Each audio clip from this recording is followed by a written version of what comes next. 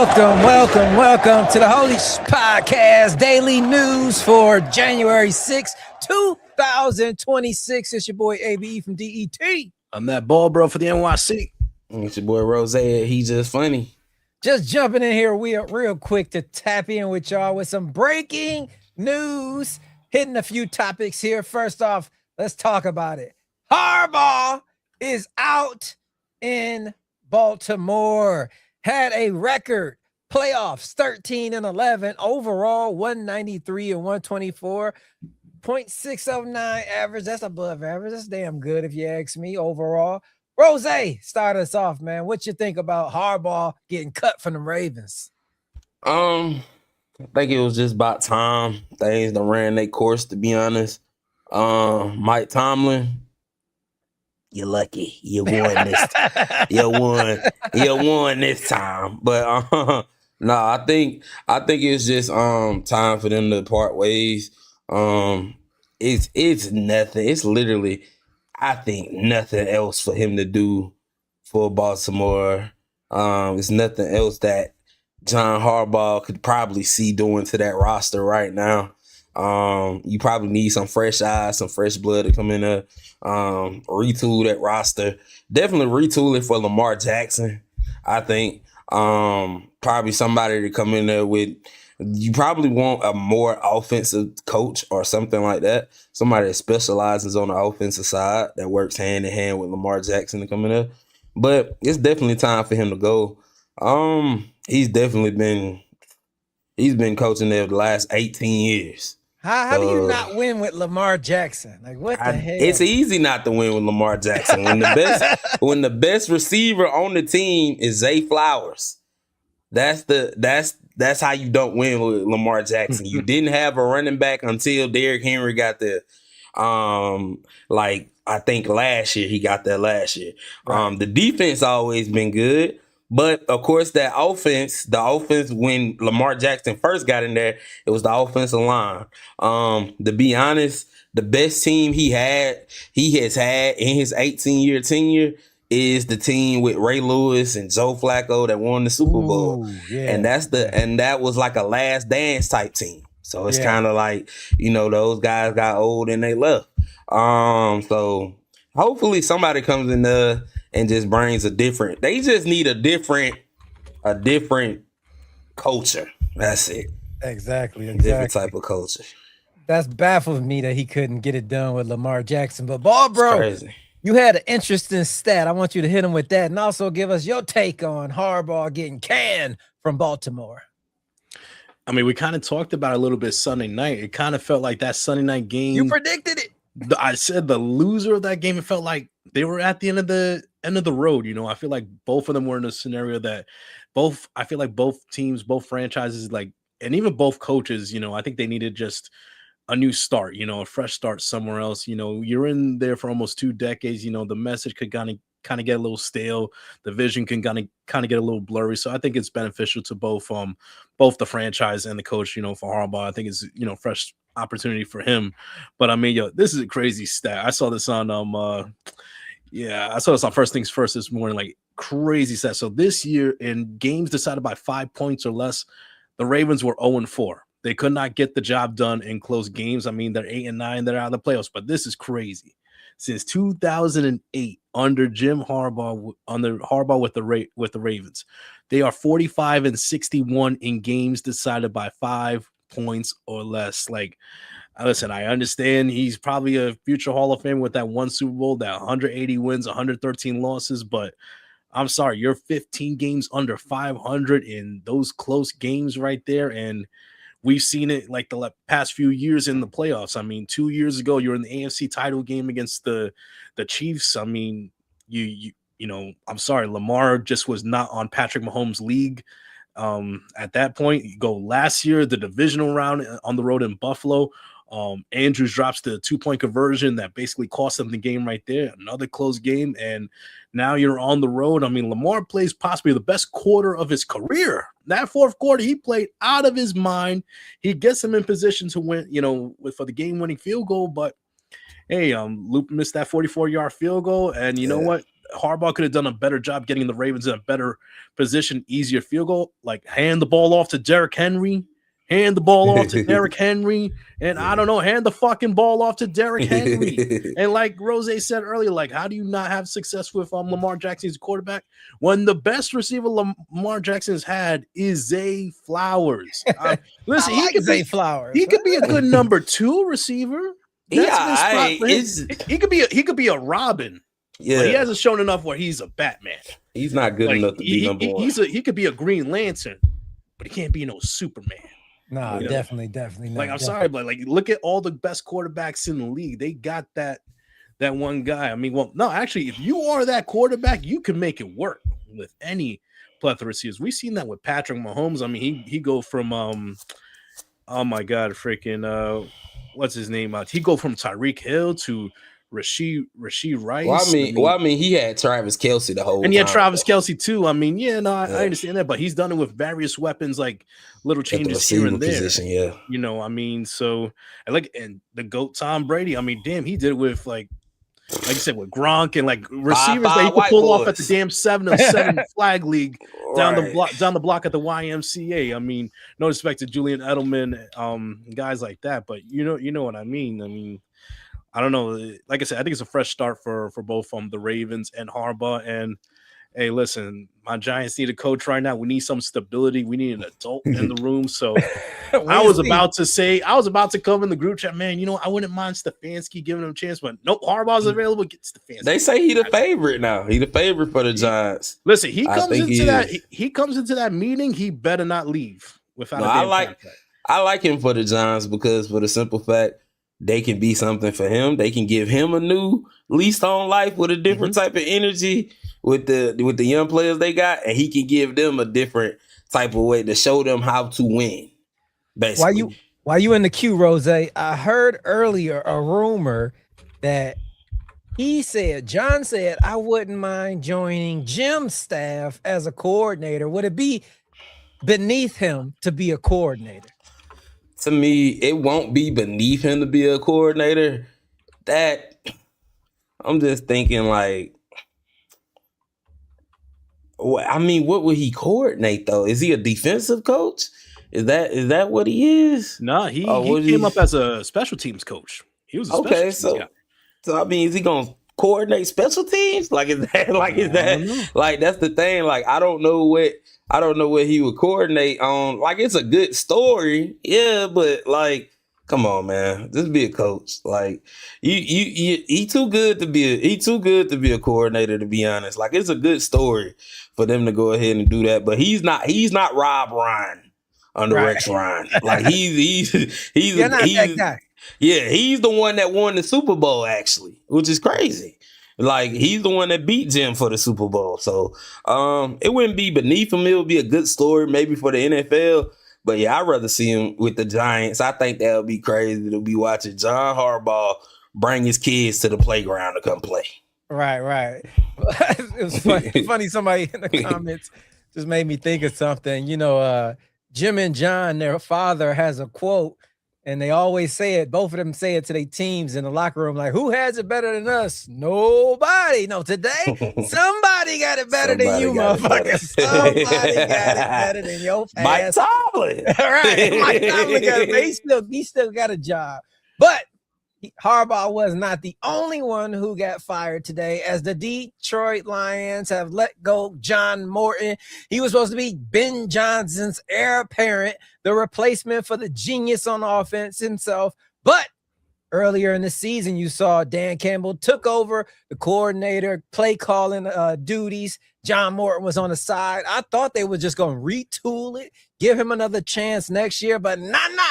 He is X'd out in Detroit, and the Lions are on the clock looking for an offensive coordinator. And I'm hearing rumors, big time rumors here in my city about Kevin Stefanski taking that OC job. That would be crazy news, but I'm all for it. I feel like the Lions are doing too much hiring within. They need to venture out, get some established coordinators.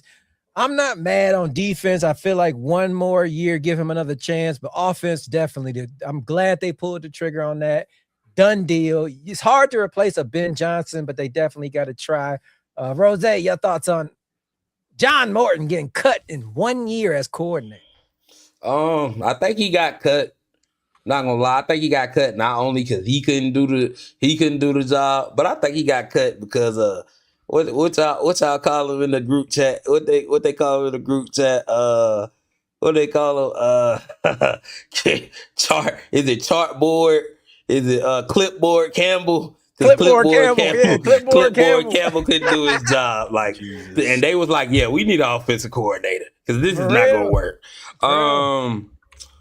Kevin Stefanski's too good. Like the same situation with John Harbaugh. Like I could see him going there. Like if they pay, he would be the highest paid coordinator. I think. To be honest.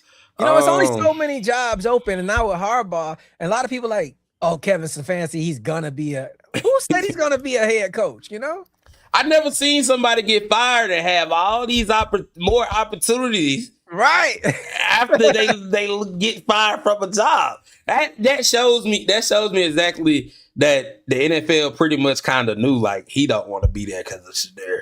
So that I think everybody in the NFL knew that. So he's a 2-time coach of the year, so that makes sense. I would like, not gonna lie, man. One person I would love for them to go get, and this might be crazy, but not gonna lie, man, it's a dude in Washington named Cliff Kingsbury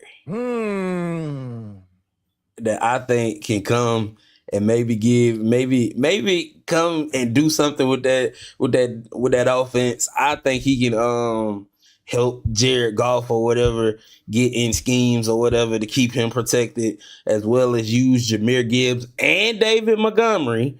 Unless y'all trade Montgomery. I don't see them trading Montgomery though. I think the whole thing with him is that he wanted to be used. Yeah, so he did. like I said at one point earlier this season, like Ben Johnson thing was he used both of them perfectly. Even if it was using Jahmyr Gibbs on one drive and then using Montgomery on another drive, like they got to get back to just being able to use both of them perfectly. Because even though Jahmyr Gibbs is a great running back, like David Montgomery adds something to that offense that makes Jahmyr Gibbs able to like sustain and even add more mileage on. Definitely. Yeah. This is an offensive coordinator's dream to coach the Lions. You got running backs, you got receivers, you got a tight end, you got everything you would need as an offensive coordinator. Maybe not a left tackle and a center, but we'll work on that. But you got every weapon you would possibly want. Ball, bro, is there any candidate out there that you think that will fit perfectly in Detroit for offensive coordinator? You know what? It might. You know what? Don't look at me crazy, but how about my former coach out here? How about Brian Daboll? Look at the work he did with the Buffalo Bills and Josh Allen and that offense out there. I mean, different packages, different schemes right there. But I mean, Rose is right. Like whoever you bring in, you got to get that perfect balance of using Gibbs and that Sonic and Knuckles combination right there. You got it, Montgomery and Gibbs. You got to utilize those guys perfectly. Whether it's one drive at a time, both on the field at the same time. One's a distraction, line up in the slot. So you're not keying like having 6-7 guys in the box keying on Montgomery or Gibbs. Spread the defense out, keep them thinking. But I want to throw a wrench into the Lions offseason right here. I mean, listen, we know what we got. You know what you got with Jared Goff right there. I mean, he's good. He's a Pro Bowl-esque quarterback, but it still hasn't been proven that he could be that guy. Now, I talked about the draft coming up, that we all know that there's going to be this crazy there's going to be a couple of quarterback prospects that are going to shoot up the draft prospect board during like the workouts, during the combine, during offseason workouts. Do you see a possibility? Where are the Lions picking in the draft? I'm just curious. They're like in the middle of the pack, right? Yeah, middle of the pack, 20-something, I think. 20-something. Do you see a possibility that maybe not the quarterback of next year, but they could possibly move up in the draft and take a quarterback for the quarterback of the future? Not in 2026, like maybe have him sit behind a year and then come in 27, 28. Definitely. I definitely could see that. They tried that with Hendon Hooker from Tennessee. It just didn't work out. He just didn't get his confidence back. He had like a massive knee injury in college, and we drafted him just like we did Jamison Williams, hoping that he would turn into something. But Jamison did, Hendon Hooker did not. So I definitely agree with you. Later in the rounds, I wouldn't mind them taking a quarterback as well. But let's hop from. Well, go ahead. You said later in the rounds. I'm saying, like I said, I told you there's going to be a team that's going to get antsy. That's going to try to roll. We need a tackle in the first round. ASAP. All right. For sure, man. We got to shore up that offensive line ASAP. But enough about this football, man. We be going football crazy. Let's hop over to the NBA, the Eastern Conference to be specific, where last night the Detroit Pistons at number 1 played the New York Knicks, who are number 2. They played each other last year in the NBA playoffs. The Knicks got the best of them, but last night the Pistons destroyed the Knicks by 31 points. Their first time facing each other this season. I wish it was the last. I don't need to see this no more. I know who's the better team, but I'm going to be optimistic since I'm from Detroit, and I'm going to leave this up the bar, bro. What do you think about your Knicks after taking a 31-point beatdown by the Pistons? Oh, I'm looking at my watch right here. What date is it? It's January 6th. It's January 6th, man. We are like a few weeks away from the All-Star break. Trade deadline coming up. I'm looking at the box score right now. OG had 5 points. Cat had 6. Bridges only had 10. It's one of those games. It's an 82 game season. I'm not sweating it. And also, we're not a good road team. We're 8-9 on the road. That's not horrible. You're hovering around 500. That's what you want to be on the road anyway. So it is one game. Calm your bald-headed ass down. All right. Okay, man. I'm just saying, man. I know, but I was like, it is what it is. It's one of those games that, you know what, hey, you take the belt and that's it, and you learn. That wasn't a belt. That was a stick off the tree, Joe Jackson style, man. Switch. Switch off the tree. Yeah, like my dad grew up in Puerto Rico. Like, yeah, when you get in trouble, he's like, go get the switch. Right. Let's get a non-biased opinion in here. Rose, how you feeling about the top of the Eastern Conference, number 1 and number 2 going at it last night? Well, number 1 went at it. It doesn't look like number 2 showed up. Right. And technically, after the loss, they ain't 2 no more. Boston now is at 2, and they at 3. That's crazy. Boston still able to be at 2. Yeah, man. I feel like maybe the Knicks will play better next time they meet up. Hopefully later on in the season. I think Cat had a crazy stat where he had more fouls than he had field goals. It was something. It was some kind of crazy stat he had or something like that. It might be wrong, but yeah, turnovers. I think he had more turnovers than he had field goals. That's what it was. Turnovers. Yeah, that's what it was. So I don't see the Knicks doing that ever again. But the Pistons are a good team. Right. People got to start understanding that. The Pistons play team basketball. They got Cade Cunningham running the show at point guard. Yeah, I think next time they go against each other, it might be a better game than that, though.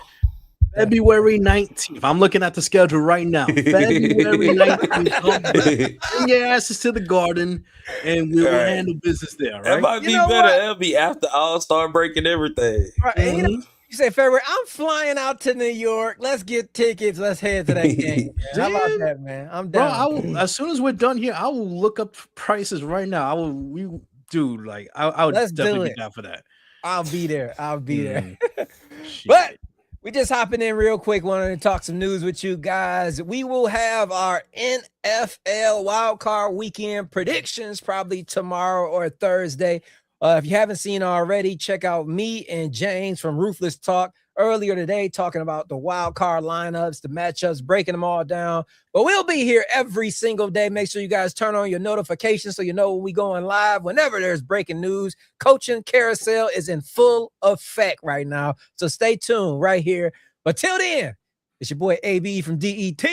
That ball bro for the NYC. And it's your boy Rose, and he just funny. You guys have been tuned in to the Holy Shhh Sports Podcast. Peace.